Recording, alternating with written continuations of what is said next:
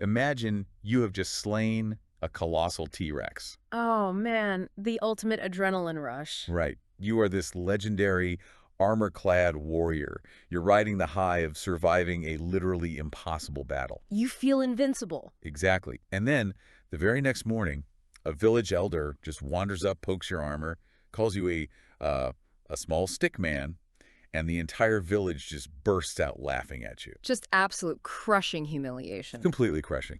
But you don't realize it yet. This humiliation is actually the first step to securing an audience with Odin himself. Which is such a wild pivot. It really is. So welcome to today's deep dive. We are cracking open this completely wild set of adventure logs dated March 25th, 2026. And they are, there's something else. Oh, they're incredible.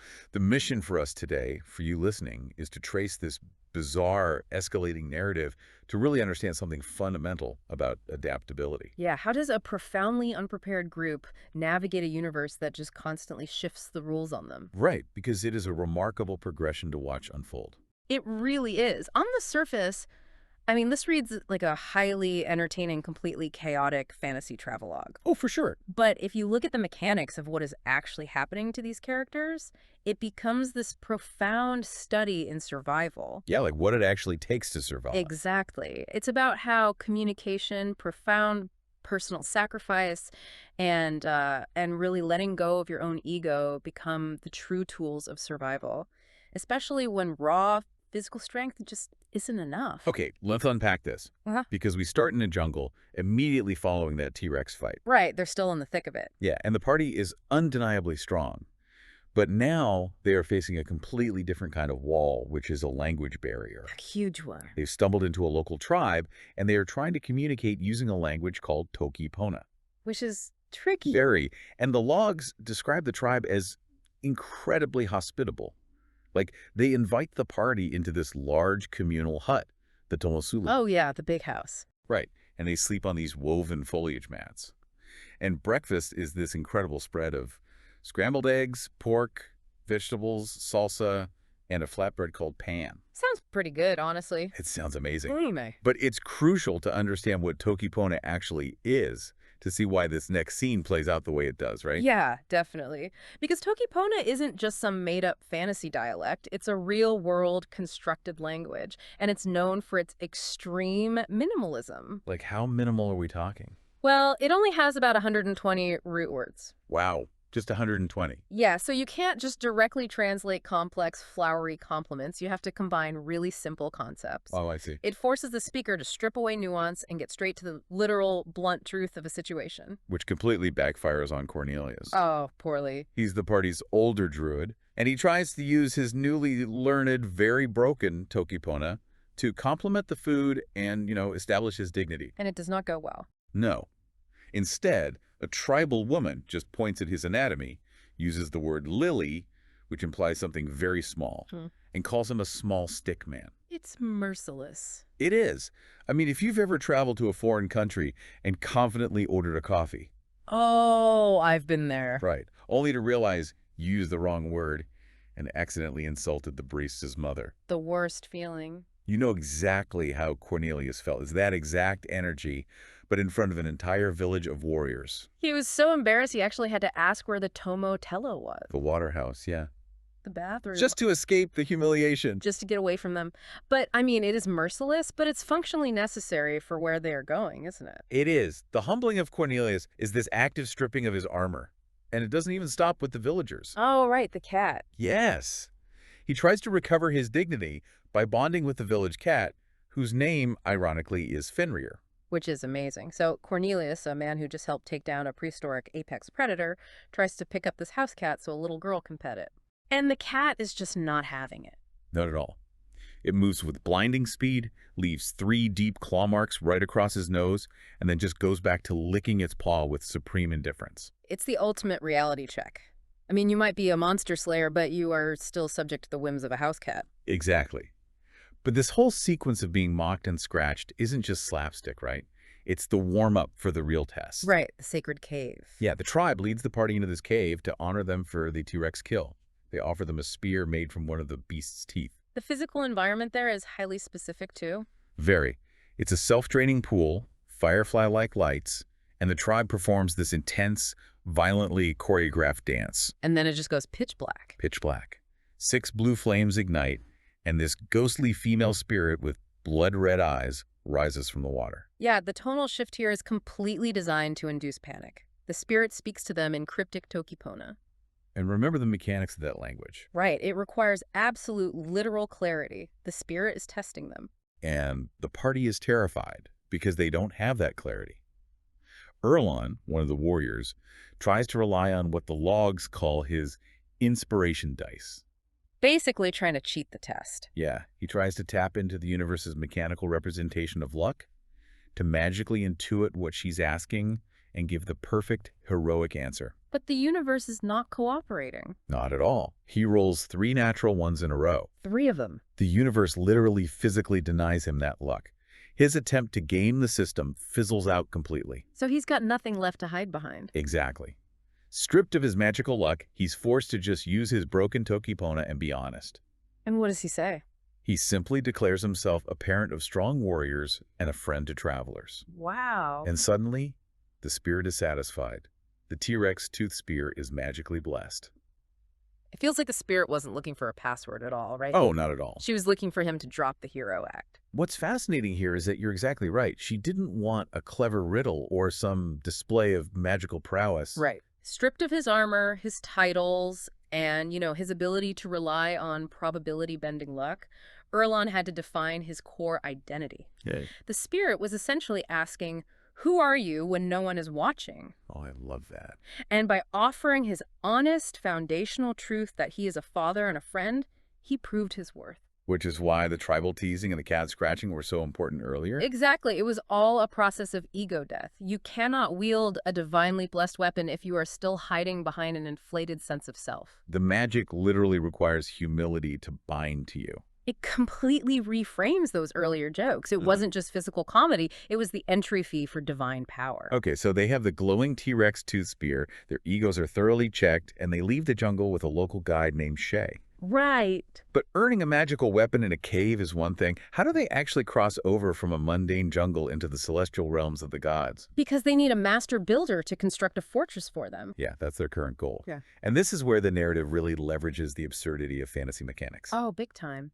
The transition from the mundane to the divine requires recognizing the divine in the ridiculous. And they find it in a pristine white horse with a single gleaming horn, slowly sinking into a muddy swamp. Wilbur the unicorn. Wilbur, who speaks common and is incredibly cheerful about the fact that he is sinking into the muck. Just having a great time. Yeah. Cornelius just walks up, offers him a handful of honey oat rations, and Wilbur is so delighted by the snack that he opens a shimmering portal to the infinite staircase. Which is just too much for their guide. Oh, Shay. Yeah, Shay takes one look at the talking horse, looks at the magical doorway, and immediately flees back into the jungle in sheer terror. A completely rational response from Shay, honestly. Sometimes survival just means knowing when to walk away from the plot. Absolutely the most sensible character in the entire log. Without a doubt. So the party begins this climb up the infinite staircase. And how does Cornelius, our dignified elder druid, handle a physically exhausting climb where geometry and time lose all meaning? Well, he taps into his druidic magic to literally reshape his cellular structure, Right. wild shapes, into a squirrel, and just hitches a ride on the shoulder of Papa Jan, the towering Goliath of the group. It is unabashed pragmatism. Why exhaust yourself walking an infinite flight of stairs when you can bend the laws of biology to ride a friend? Exactly. But this theme of pragmatic problem solving continues when they finally reach Mount Celestia. Yeah, they arrive at a massive 20-foot stone door leading into the dwarven mountain city. And sitting before the doors is an anvil, a forge, and a set of tools. It is a very clear mechanical test of worthiness for entering a dwarven realm. Right, and Cornelius reverts to his human form and carefully uses Tinker's tools to forge a ball-peen hammer. Very respectful. He takes his time, respects the craft, does it entirely by the book, but Papa Jan simply bypasses all the ceremony. Oh, yeah. He pulls out his own massive warhammer and just violently smashes the anvil with it. And the doors swing wide open. It's just like that. Why did brute force work on a puzzle that clearly asked for craftsmanship? Well, because dwarven culture in this lore values directness and structural integrity just as much as delicate craft. Ah, okay. Papa Jan didn't just hit it. He demonstrated the raw, unyielding power that a forge is meant to withstand. It was a different, but equally valid answer to the question the door was asking. And it gets them inside to meet the master builder, Glint. And Glint is quite the visual. He really is. He is a 10-foot-tall dwarf with a bright red beard, directing cosmic workers with absolute authority. And they're introduced to him by a goat herder. Yes, whose giant goat, named Bess, immediately starts enthusiastically licking Papa Jan. Naturally. Naturally. Yeah. Then Glint takes them on a flying boat, which, by the way, has propellers, but is literally pulled through the sky by these giant goats. The logistics of that are amazing. The logs specifically mention the physics of this ride, too.